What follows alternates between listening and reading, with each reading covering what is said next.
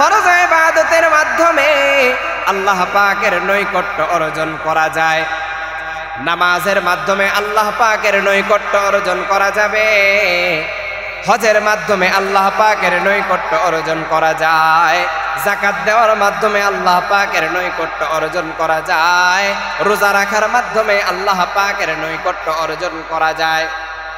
এই সব তো হলো ফরজ বিধান।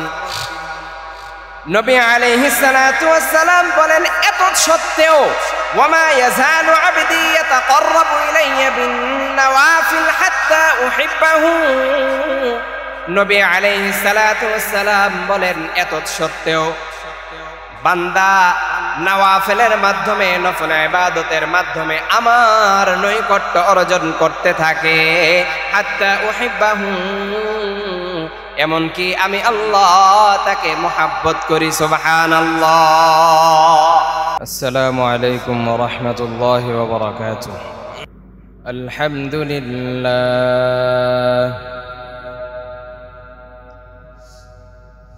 আলহামদুলিল্লাহ নাহমাদুহু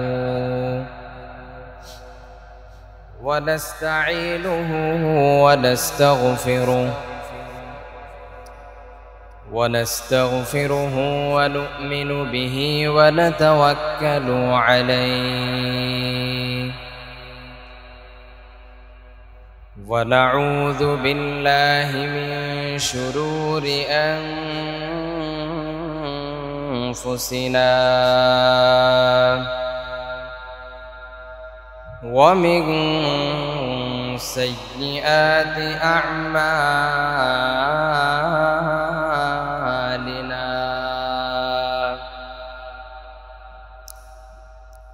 من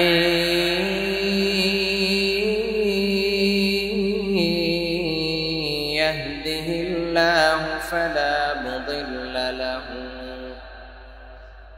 ومن يضلله فلا هادي له، ونشهد أن لا إله إلا الله وحده لا شريك له، لا نذير له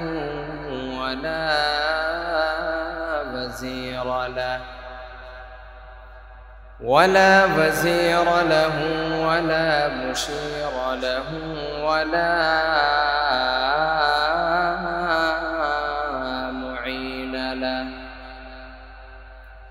وصلى الله على سيد الرسل وخاتم الأنبياء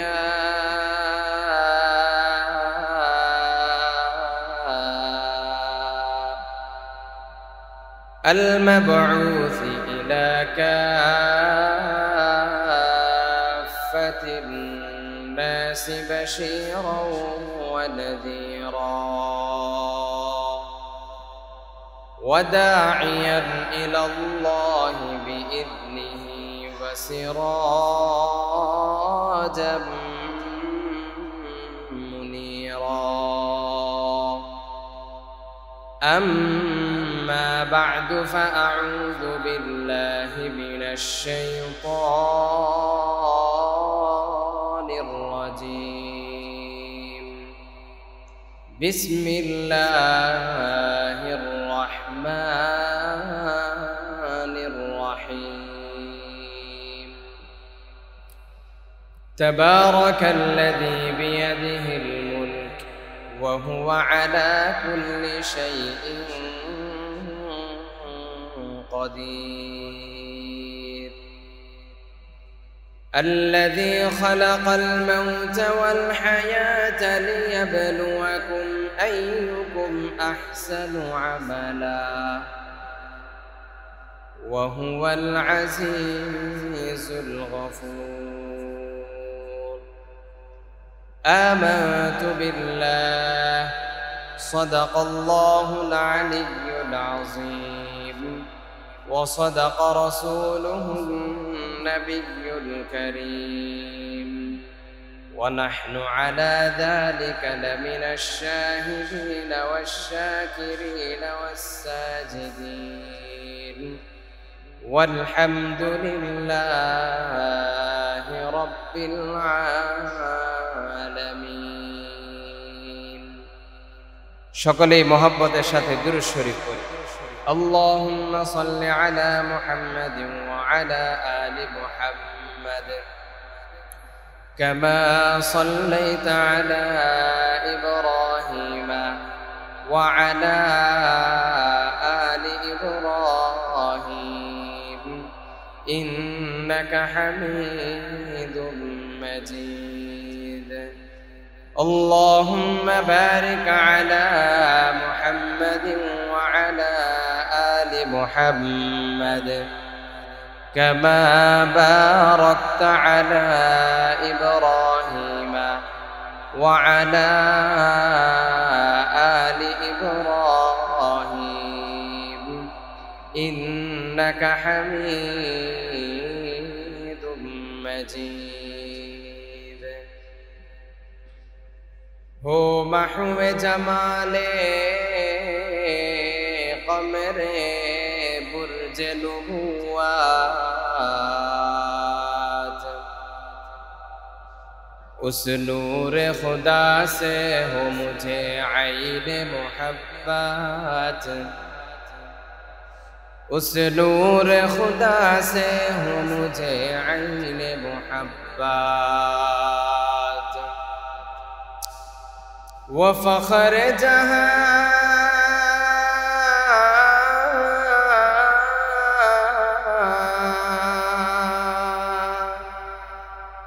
फख्र ज़बां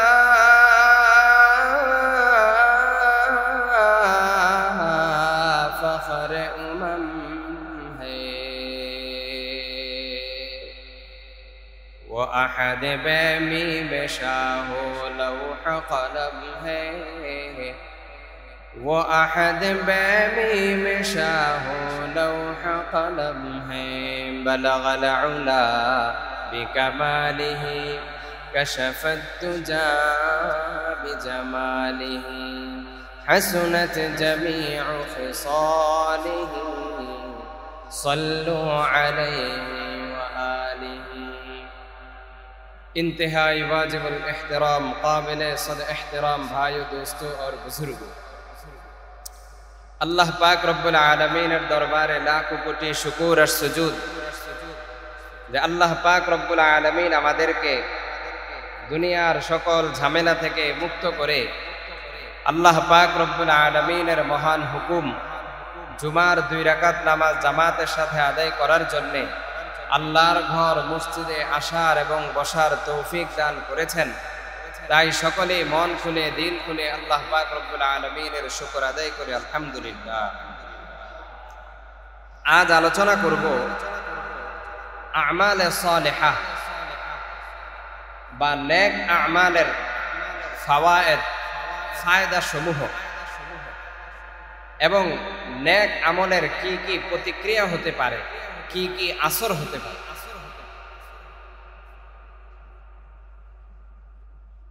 আমালে সালেহার মোট 8টি ফাওয়ায়েদ নিয়ে আমি আলোচনা করব 8টি উপকার নিয়ে আলোচনা করব যদি সময় হয় ইনশাআল্লাহ মুআজ্জাজ মুহতারাম আমি সূরা মুলকের 1 নম্বর এবং 2 নম্বর আয়াত আমি তেলাওয়াত করেছি এই সূরার নাম সূরা মুলক তাফসীরে কুরতুবীতে ইমাম কুরতুবী রাহিমাহুল্লাহ লেখেন এই সূরার নাম যেমন সূরা মুলক ঠিক তেমনি ভাবে এই সূরার নাম সূরা তাবারাক মুলক শব্দের অর্থ হলো বাদশাহী হুকুমত রাজত্ব আহাদিসে মুবারাকায় এই সূরার আরো অনেক নাম এসেছে যেমন হাদিসের মধ্যে সূরা মুলকের নাম এসেছে সূরা ওয়াকিয়া ইয়া দিয়া ওয়াকিয়া, ওয়াকিআহ না, সূরা ওয়াকিআ আরেকটা। হাদিসের মধ্যে সূরা মুলককে সূরা ওয়াকিয়া বলা হয়েছে। ওয়াকিয়া এর অর্থ হলো নাজাত দেনেওয়ালা, মুক্তি দেনেওয়ালা, মুক্তিদাতা। 2 নম্বর হাদিসের মধ্যে এই সূরাকে সূরা মানিআ বলা হয়েছে। মানিআতুন শব্দের অর্থ হলো বাধা দানকারী, নিষেধকারী। অর্থাৎ এই সূরাটা আল্লাহর আযাব থেকে বাধা দান করে। 3 নম্বর হাদিসের মধ্যে এই সূরাকে সূরা মুনজিয়া বলা হয়েছে। মুনজিয়াতুন, মুনজিয়া এর অর্থ হলো নাজাত দেনেওয়ালা। অর্থাৎ যেই সূরাটা কবরের আযাব থেকে এবং আল্লাহর আযাব থেকে মুক্তি দান করে, সেই সূরার নাম হলো সূরা মুলক। সুবহানাল্লাহ। মুআজ্জাজ মুহতারাম, কোরআনে কারীমের বিভিন্ন আয়াত, বিভিন্ন সূরার ফজিলত রয়েছে, বৈশিষ্ট্য রয়েছে। সূরা মুলকেরও ফজিলত রয়েছে, সূরা মুলকেরও বৈশিষ্ট্য রয়েছে। তিরমিজি শরীফের মধ্যে এসেছে, একবার সাহাবায়ে কেরাম রিদওয়ানুল্লাহি তাআলা আলাইহিম আজমাইনগণ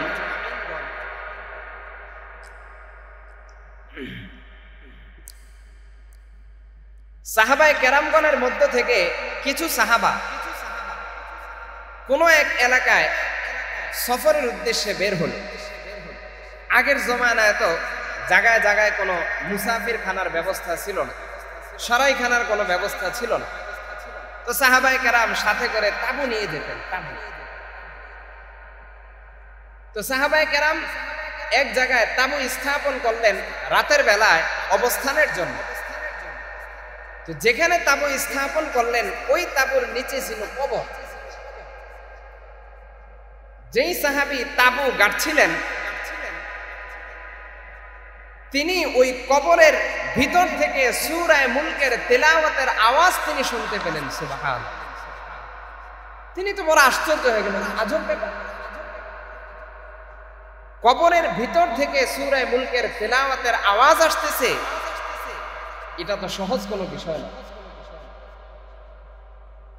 ওই সাহাবী যখন নবী আলাইহিস সালাতু ওয়াস সালামের নিকট গেলেন, গিয়ে আল্লাহর হাবিব সাল্লাল্লাহু আলাইহি সাল্লামকে এই সমস্ত ঘটনা খুলে বললেন। বলার পর নবী আলাইহিস সালাতু ওয়াস সালাম বললেন, এই সূরাটা অর্থাৎ সূরা মুলক, এই সূরাটা কবরের আযাব থেকে, আল্লাহর আযাব থেকে মুক্তি দান করে। কেমন যেন বলা হলো, যে সমস্ত ব্যক্তিরা নিয়মতান্ত্রিক সূরা মুলকের তিলাওয়াত করবে, আল্লাহ পাক রব্বুল আলামিন তাদেরকে কবরের আযাব থেকে মাহফুজ রাখবেন, কবরের আযাব থেকে আল্লাহ পাক তাদেরকে হেফাজতে রাখবেন। চিল্লায় বলেন সুবহানাল্লাহ। এজন্য সূরা মুলক তেলাওয়াতের প্রতি যদি আমাদের অভ্যাস হয়ে যায়, তাহলে দেখবেন আর কষ্ট হবে না। রাতের বেলায় ঘুমানোর আগে অটোমেটিক দেখবেন জবান দিয়ে সূরা মুলকের তেলাওয়াত আপনার জবান দিয়ে চালু হয়ে গেছে। আর অভ্যাস যদি না হয় তখন মনে চাবে, অনেক ভারী মনে হবে, অনেক কষ্টদায়ক মনে হবে। দেখেন তিরমিজি শরীফের অন্য এক বর্ণনায় এসেছে যে নবী আলাইহিস সালাতু ওয়াস সালাম প্রতি রাতে শোয়ার আগে সূরা মুলক এবং সূরা সিজদা উভয়টা নবী আলাইহিস সালাতু ওয়াস সালাম একসাথে তেলাওয়াত করে তারপর আল্লাহর হাবিব সাল্লাল্লাহু আলাইহি সাল্লাম শুইতেন। সুবহানাল্লাহ। অথচ নবী আলাইহিস সালাতু ওয়াস সালামের ব্যাপারে গুফিরা লাহু মা তাকদ্দামা মিন যামবিহি ওয়া মা তাআখার, নবী আলাইহিস সালাতু ওয়াস সালামের তো পূর্বের পরের সমস্ত গুনাহকে আল্লাহ পাক রব্বুল আলামিন ক্ষমা করে দিয়েছেন। তারপরও নবী আলাইহিস সালাতু ওয়াস সালামের আমলের এই অবস্থা ছিল, সূরা মুলকের তেলাওয়াত না করে আল্লাহর হাবিব সাল্লাল্লাহু আলাইহি সাল্লাম ঘুমাতেন না। আর আমার আপনার কি অবস্থা? আমরা তো হইলাম সলিমউদ্দিন আর কলিমউদ্দিন। আমল না করলে মুক্তি পাওয়ার আর দ্বিতীয় কোনো রাস্তা। এজন্য প্রতি রাতে সূরা মুলকের তেলাওয়াত আমরা করতে পারবো তো ইনশাআল্লাহ। মুআজ্জাজ মুহতারাম ভাই ও দোস্ত আর বুজুর্গ, সূরা মুলকের 1 নম্বর এবং 2 নম্বর আয়াতে আল্লাহ পাক রব্বুল আলামিন ইরশাদ করেন, তাবারাকাল্লাযী বিয়াদিহিল মুলক ওয়া হুয়া আলা কুল্লি শাইইন কাদির। আল্লাহ পাক বলেন, মহিমাময় সেই সত্তা, আল্লাযী বিয়াদিহিল মুলক, যার হাতে রয়েছে বাদশাহী, যার হাতে রয়েছে রাজত্ব, ওয়া হুয়া আলা কুল্লি শাইইন কাদির, সব বিষয়ের উপর তিনি পূর্ণ ক্ষমতা। আল্লাযী খালাকাল মাউতা ওয়াল হায়াতা লিয়াবলুয়াকুম আইয়ুকুম আহসানু আমালা, যিনি মৌত সৃষ্টি করেছেন, হায়াত সৃষ্টি করেছেন, লিয়াবলুয়াকুম, যাতে করে তিনি তোমাদের পরীক্ষা করতে পারেন, আইয়ুকুম আহসানু আমালা, তোমাদের মধ্যে থেকে কর্মে কে শ্রেষ্ঠ, তোমাদের মধ্যে থেকে কর্মে কে উত্তম, এটা যেন আল্লাহ পাক রব্বুল আলামিন পরীক্ষা করেন। তাহলে আল্লাহ পাক যে আমাদেরকে সৃষ্টি করেছেন, এর বুনিয়াদি মাকসাদ হলো এই যে আল্লাহ পাক রব্বুল আলামিন এটা দেখতে চান যে কে মনমানি জিন্দেগি অতিবাহিত করে আর কে রবমানি জিন্দেগি অতিবাহিত করে। রবমানি জিন্দেগি এর অর্থ হলো আল্লাহর মর্জি অনুযায়ী জীবন যাপন করা, আর মনমানি জিন্দেগি এর অর্থ হলো নিজের খাহেশাতে নফসানি, যা মনে চায় সেই অনুযায়ী চলতে থাকে। এটা আল্লাহ পাক দেখতে চান যে আল্লাহর মর্জি অনুযায়ী আমরা জীবন কাটাই নাকি নিজেদের খেয়াল খুশি অনুযায়ী আমরা জীবন। আওয়াজটাকে কমায় দাও, ভিতরের আওয়াজটা। মুআজ্জাজ মুহতারাম ভাই ও দোস্ত আর বুজুর্গ, আল্লাহ পাক রব্বুল আলামিন মৌত তিনি সৃষ্টি করেছেন, হায়াতও আল্লাহ পাক রব্বুল আলামিন সৃষ্টি করেছেন। মুসনাবি শরীফের মধ্যে মাওলানা রুমি রাহিমাহুল্লাহ একটা চমৎকার ঘটনা তিনি উল্লেখ করেছেন। ঘটনাটা হলো এই, একবার জলিলুল কদর পয়গম্বর হযরতে মুসা আলা নবিয়িনা আলাইহিস সালাতু ওয়াস সালাম, হযরতে মুসা আলাইহিস সালাতু ওয়াস সালাম আল্লাহ পাকের নিকট প্রশ্ন করলেন, আয় আল্লাহ, আপনি এত সুন্দর সুন্দর মানুষ আপনি তৈরি করেছেন, দেখতে বড় ভালো লাগে, আপনার সৃষ্টি কতই না সুন্দর, আল্লাহর সৃষ্টি একেবারে নিখুঁত সৃষ্টি, আল্লাহর সৃষ্টির মধ্যে কোনো ত্রুটি নাই, যত ত্রুটি সব আমাদের চোখে, কিন্তু আল্লাহর সৃষ্টির মধ্যে কোনো কি নেই, ত্রুটি নেই। তো মুসা আলাইহিস সালাতু ওয়াস সালাম বললেন, আয় আল্লাহ, এত সুন্দর সুন্দর মানুষ আপনি সৃষ্টি করেছেন, এরপরে আপনি আবার মৃত্যু দিয়ে তাদেরকে মারেন কেন? প্রশ্নটা যৌক্তিক কিনা বলেন? এত সুন্দর সুন্দর মানুষ আপনি সৃষ্টি করেছেন, তাহলে এদেরকে আবার মৃত্যু দিয়ে আপনি কেন মারেন? যদি মৃত্যু দেওয়াটাই আপনার উদ্দেশ্য হতো, তাহলে আপনি আমাদেরকে সৃষ্টি করলেন কেন? আর সৃষ্টি করাটাই যদি আপনার মূল উদ্দেশ্য হতো, তাহলে আমাদেরকে মৃত্যু দেন কেন? বিষয়টা বুঝতে পারছেন? সৃষ্টি করা উদ্দেশ্য হলে মৃত্যু দেন কেন? আর মৃত্যু দেওয়া যদি উদ্দেশ্য হয়, তাহলে সৃষ্টি করলেন কেন? আল্লাহ পাক বলেন, মুসা, আপনি একটা ক্ষেত করেন। কি করেন? ক্ষেত করেন, তারপর আমি আমার প্রশ্নের জবাব। মুসা আলাইহিস সালাতু ওয়াস সালাম একটা ক্ষেত অনেক সুন্দরভাবে সাজালেন। ক্ষেতে যদি কোনো কিছু চাষ করতে হয়, ধৈরেই সেটার মধ্যে চাষ করতে পারবেন না, উঁচা নিচা থাকলে সেটাকে সমান করতে হবে, মাটি কাটতে হবে, মাটিটাকে নরম করতে হবে, পানি দিতে হবে, অনেক প্রসেস আছে এখানে। মুসা আলাইহিস সালাতু ওয়াস সালাম এই সব কিছু করে তিনি বীজ বপন করলেন। বীজ বপন করার পর উদাহরণস্বরূপ সেখানে ধান এসে গেল, ধান পেকে গেল, ফল এসে গেল।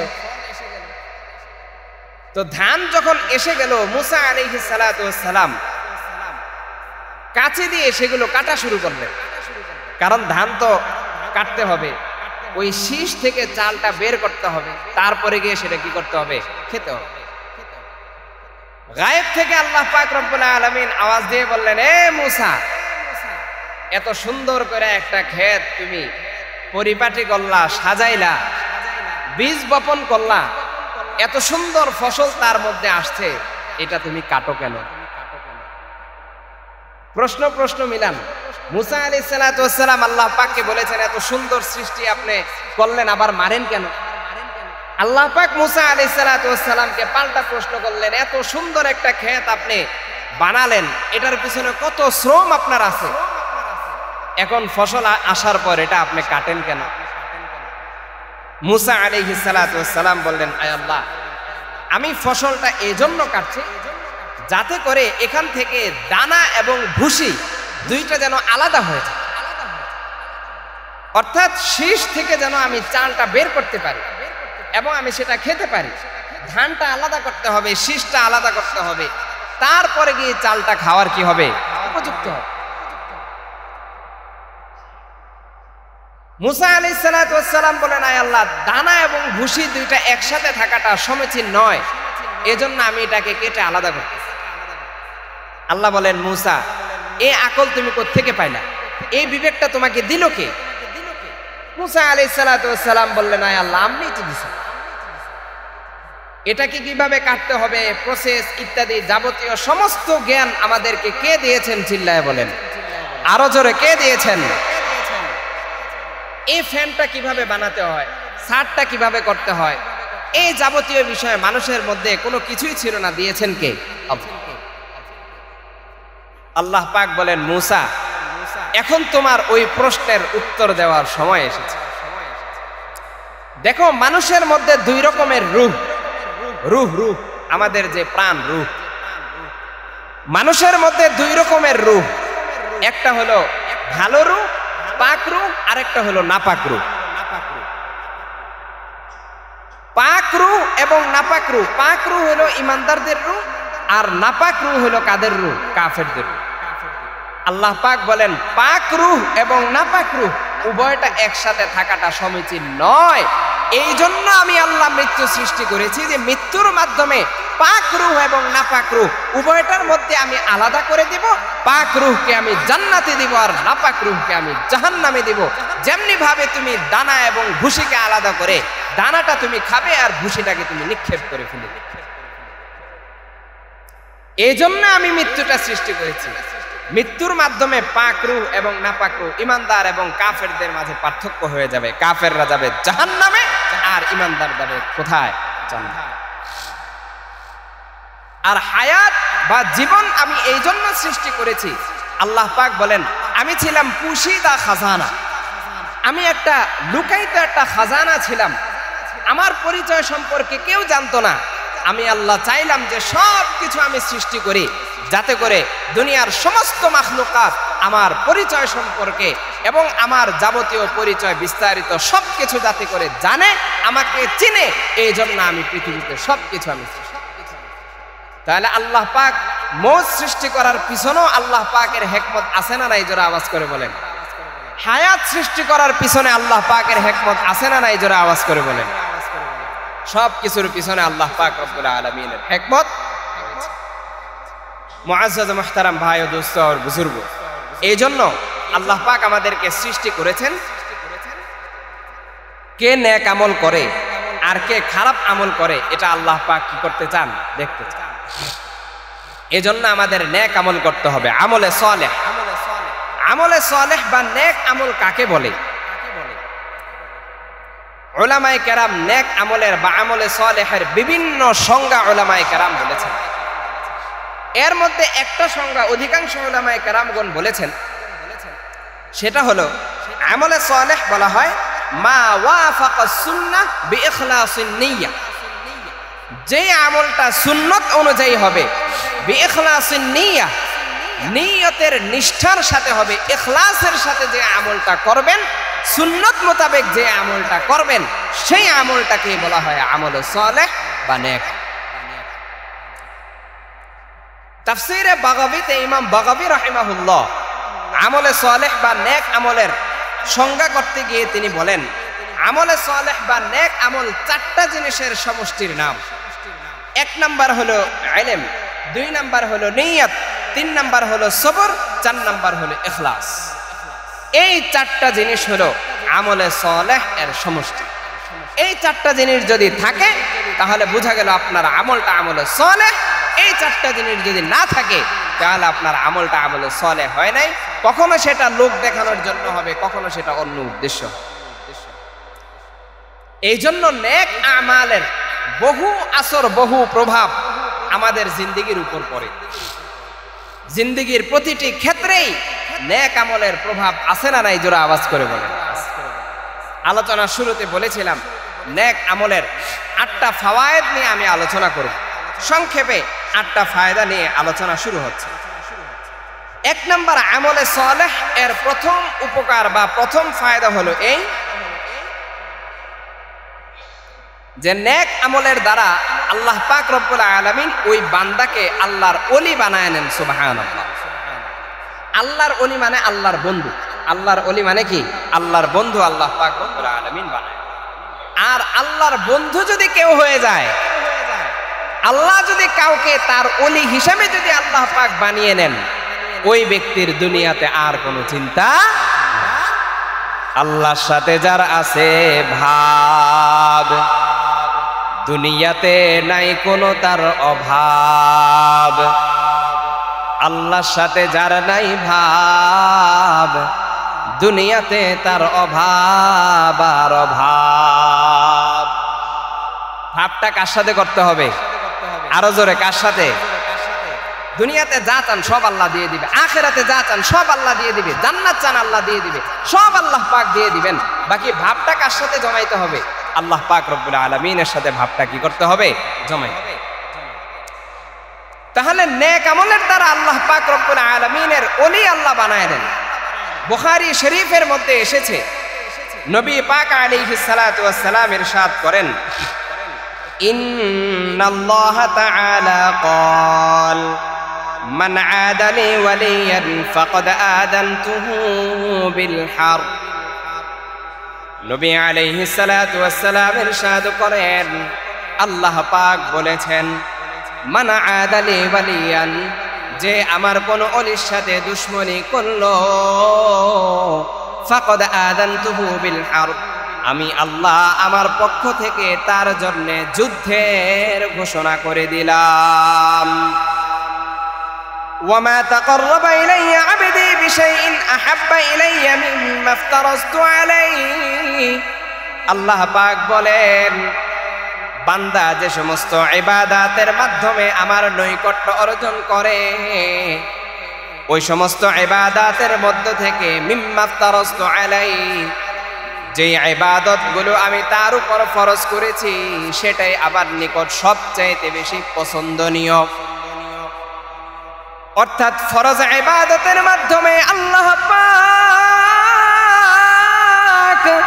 ফরজ ইবাদতের মাধ্যমে আল্লাহ পাকের নৈকট্য অর্জন করা যায়।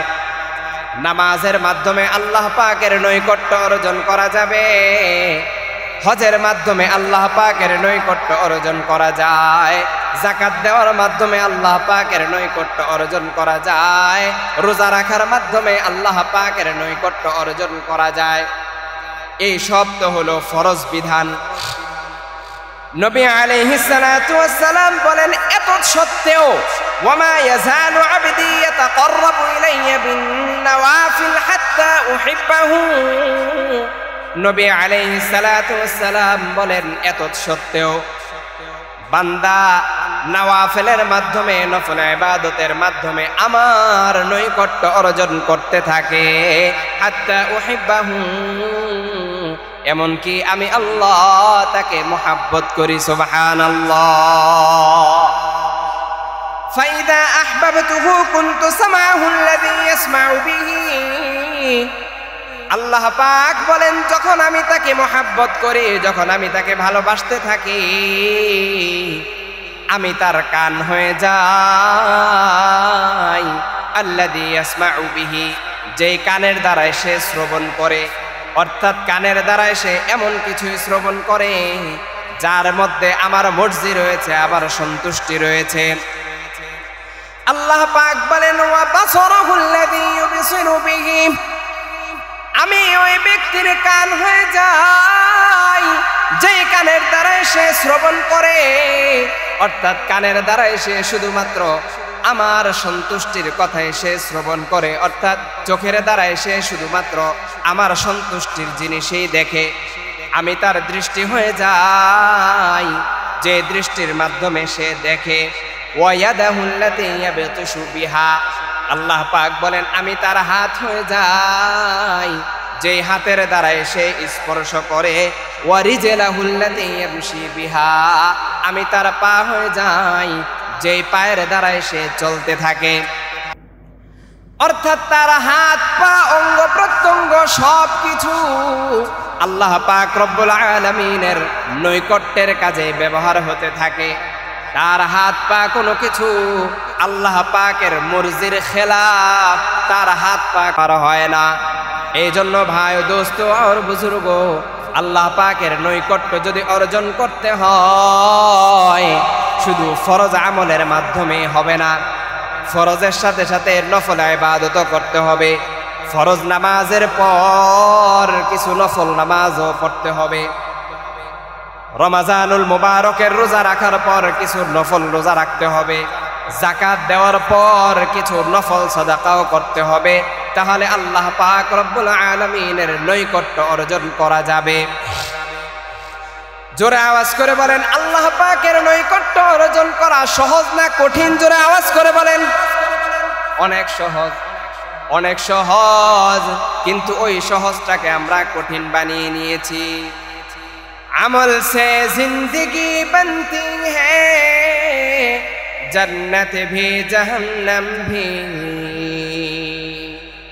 ये खाकी अपनी फितरत में नह नूरी है नह नारी।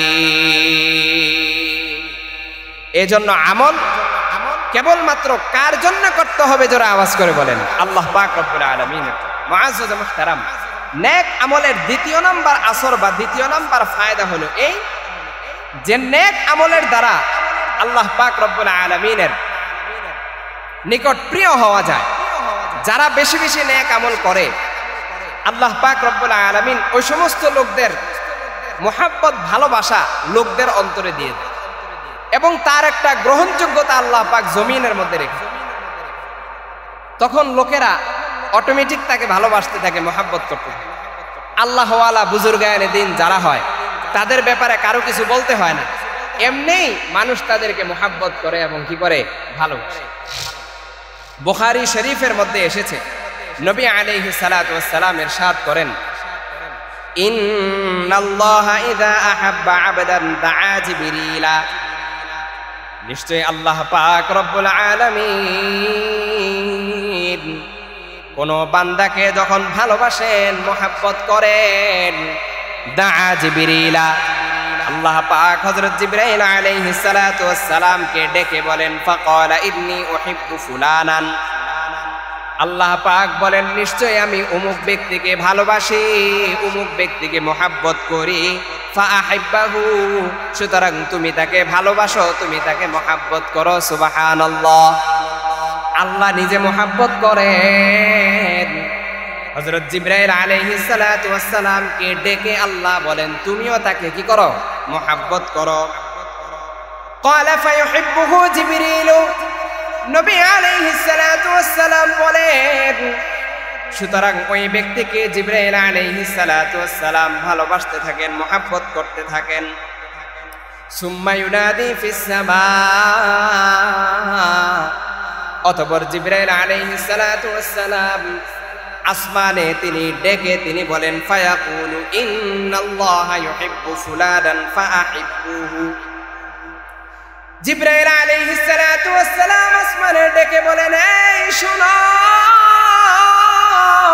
কান খুলে শুনে নাও, নিশ্চয় আল্লাহ পাক রব্বুল আলামিন অমুক ব্যক্তিকে ভালোবাসেন। ফাআহিব্বুহু, তোমরাও এই ব্যক্তিকে ভালোবাসো। ফায়ুহিব্বুহু আহলুস সামা, সুতরাং আসমানে যারা আছে তারাও ওই ব্যক্তিকে ভালোবাসতে থাকে। সুবহানাল্লাহ। ক্বালা সুম্মা ইউযাউ লাহুল কবুলু ফিল আরদ, নবী আলাইহিস সালাতু ওয়াস সালাম বলেন যে ব্যক্তিকে আল্লাহ পাক ভালোবাসেন ওই ব্যক্তির একটা গ্রহণযোগ্যতা আল্লাহ পাক জমিনের মধ্যে রেখে দেন। তার মানে বোঝা গেল যারা নেক আমল করে আল্লাহ তাদেরকে ভালোবাসে, ফেরেশতাগণ তাদেরকে ভালোবাসে, জমিনে যারা আছে তারাও তাদেরকে ভালোবাসে। এভাবে আসমান জমিনে যারা আছে সবাই তাকে ভালোবাসে, আল্লাহ ভালোবাসে, জিবরাইলও তাকে ভালোবাসে। সুবহানাল্লাহ। এই সব কিছু সম্ভব হলো কিসের দ্বারা? জোরে আওয়াজ করে বলেন। নেক আমলের দ্বারায়। কিসের দ্বারায়? নেক আমলের দ্বারায়। নেক আমলের দ্বারাই এটা সম্ভব হয়েছে। আর নেক আমল যদি না করেন আল্লাহ ভালোবাসবে না, জিবরাইল আলাইহিস সালাতু ওয়াস সালামও ভালোবাসবে না। জমিনের লোকেরা আপনাকে দেখলে ঘৃণা করবে, আপনার সমালোচনা করবে। আর যখন নেক আমল করবেন, আল্লাহু আকবার কাবীরা, আল্লাহ যখন আপনাকে ভালোবাসবে, দুনিয়ার মানুষের ভালোবাসার ব্যাপারে কিছুই বলতে হবে না, অটোমেটিক দুনিয়ার মানুষ আপনাকে কি করবে? ভালোবাসবে। মুআজ্জাজ মুহতারাম ভাই ও দোস্ত আর বুজুর্গ, আলোচনা চলছিল নেক আমলের ফায়দা এবং উপকার সম্পর্কে।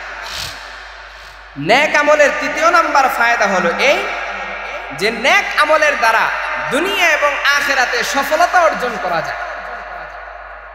এবং নেক আমলের দ্বারা আল্লাহ পাক রব্বুল আলামিন আমাকে আপনাকে একটা পাকিজা জিন্দেগি, পুত পবিত্র একটা জিন্দেগি আল্লাহ পাক রব্বুল আলামিন আমাদেরকে। আল্লাহ পাক রব্বুল আলামিন সূরা নাহলের ৯৭ নম্বর আয়াতে আল্লাহ পাক বলেন, মান আমিলা সালিহাম মিন যাকারিন আও উনসা ওয়া হুয়া মুমিনুন ফালানুহয়িয়ান্নাহু হায়াতান তাইয়্যিবাহ। আল্লাহ পাক বলেন, যে ব্যক্তি নেক আমল করবে, নেক আমল শুধু পুরুষরা করবে এমন নয়, মিন যাকারিন আও উনসা, যারা নেক আমল করবে পুরুষ হোক অথবা নারী হোক, ওয়া হুয়া মুমিনুন, এমত অবস্থায় যে সে মুমিন। তার মানে শুধু নেক আমল করলেই হবে না, নেক আমলের সাথে নেক আমল করার জন্য আপনার ঈমান শর্ত। ঈমান ছাড়া কোনো নেক আমল আল্লাহ পাক কবুল করবেন না। আল্লাহ পাক বলেন, ঈমানের সাথে সাথে নেক আমল যারা করবে, ফালানুহয়িয়ান্নাহু হায়াতান তাইয়্যিবা, আল্লাহ পাক বলেন তাকে আমি এক পাকিজা জিন্দেগি, এক পবিত্র জিন্দেগি আমি আল্লাহ তাকে দিব। সুবহানাল্লাহ। হায়াতান তাইয়্যিবা, পবিত্র জিন্দেগি আল্লাহ পাক দিবেন। এই পবিত্র জিন্দেগি দ্বারা কি উদ্দেশ্য? মুফাসসিরিনে কেরামের বিভিন্ন ব্যাখ্যা করেছেন। তাফসীরে কুরতুবীতে ইমাম কুরতুবী রাহিমাহুল্লাহ হায়াতে তাইয়্যিবা, পবিত্র জিন্দেগি, এই হায়াতে তাইয়্যিবা এর ৭টা ব্যাখ্যা তিনি করেছেন। এক নাম্বার, হায়াতে তাইয়্যিবা দ্বারা উদ্দেশ্য হলো রিজকে হালাল। যারা ঈমান আনবে, নেক আমল করবে, আল্লাহ পাক রব্বুল আলামিন দুনিয়াতে তাদেরকে হালাল রিজিক দিবেন, বলেন সুবহানাল্লাহ। দ্বিতীয় নাম্বার, যারা ঈমান আনবে, নেক আমল করবে, আল্লাহ পাক রব্বুল আলামিন তাদেরকে কানাআত বা অল্পে তুষ্টের যে গুণ, এই গুণটা আল্লাহ পাক তাদেরকে দিবেন। তৃতীয় নাম্বার, যারা ঈমান আনবে, নেক আমল করবে, আল্লাহ পাক তাদেরকে হায়াতে তাইয়্যিবা দিবেন। এর দ্বারা উদ্দেশ্য হলো আল্লাহ পাক তাদেরকে ইবাদতের তৌফিক আল্লাহ তাদেরকে দিবেন। চতুর্থ নাম্বার, হায়াতে তাইয়্যিবা দ্বারা উদ্দেশ্য হলো আল্লাহ তাদেরকে জান্নাত দিবেন। ৫ নাম্বার, হায়াতে তাইয়্যিবা দ্বারা উদ্দেশ্য হলো আল্লাহ পাক রব্বুল আলামিনের মারিফাত, আল্লাহর ইশক, আল্লাহর মুহাব্বত আল্লাহ পাক তার মধ্যে দিবেন। আল্লাহ পাকের মারিফাত, আল্লাহর ইশক, মুহাব্বত আমাদের দিলের মধ্যে পরিপূর্ণ আছে। আমার আপনার দিলের মধ্যে আল্লাহ পাকের ইশক এবং মুহাব্বত পরিপূর্ণভাবে আসে নাই। যদি আল্লাহর মুহাব্বত পরিপূর্ণভাবে আসতো, তাহলে ৫ ওয়াক্ত নামাজ জামাতের সাথে আমরা মসজিদে এসে আদায় করতাম। যদি আল্লাহর মুহাব্বত পরিপূর্ণ দিলের মধ্যে আসতো, তাহলে প্রতি বছর হিসাব করে করে আমরা যাকাত দিতাম, ফরজ হওয়ার পরে আমরা হজ করে ফেলতাম। কিন্তু এগুলো বেশিরভাগ মুসলমানদের থেকে এগুলো হচ্ছে না। তার মানে বোঝা গেল আল্লাহর মুহাব্বত তার দিলের মধ্যে আসে। আল্লাহর মুহাব্বত যদি তার দিলের মধ্যে পরিপূর্ণ এসে যায়, তখন কি হবে? हर तमन्ना दिल से रुखसत हो गई, हर तमन्ना दिल से रुखसत हो गई, अब तो आजा अब तो खलवत हो गई। আল্লাহর মুহাব্বত পরিপূর্ণ যখন আসবে, তখন আপনি বলবেন, আয় আল্লাহ, এই দিলের মধ্যে তোমাকে ছাড়া আর কাউকে আমি রাখতে চাই না, তুমি শুধু আমার দিলের মধ্যে এসে দাও। সুবহানাল্লাহ। মুআজ্জাজ মুহতারাম ভাই ও দোস্ত আর বুজুর্গ, নেক আমল যদি আমরা করি, আল্লাহ পাক রব্বুল আলামিন আমাদেরকে এক পুত পবিত্র জিন্দেগি আল্লাহ পাক দিবেন। এই আয়াতের ব্যাখ্যায় মুফাসসিরিনগণ একটা ঘটনা উল্লেখ করেছেন, হযরতে মালিক ইবনে দিনার রাহিমাহুল্লাহর ঘটনা। হযরতে মালিক ইবনে দিনার রাহিমাহুল্লাহ বড় আল্লাহওয়ালা ছিলেন, বড় বুজুর্গ ছিলেন। কোন একজন ব্যক্তি হযরতে মালিক ইবনে দিনার রাহিমাহুল্লাহকে তার তওবার ঘটনা সম্পর্কে জিজ্ঞাসা করলেন। হযরতে মালিক ইবনে দিনার রাহিমাহুল্লাহ তার তওবার ঘটনা তিনি বর্ণনা করেন। মালিক ইবনে দিনার রাহিমাহুল্লাহ বলেন, আমি অনেক খারাপ ছিলাম, আমি মদ পানে অভ্যস্ত ছিলাম, আমি নিয়মিত মদ পান করতাম।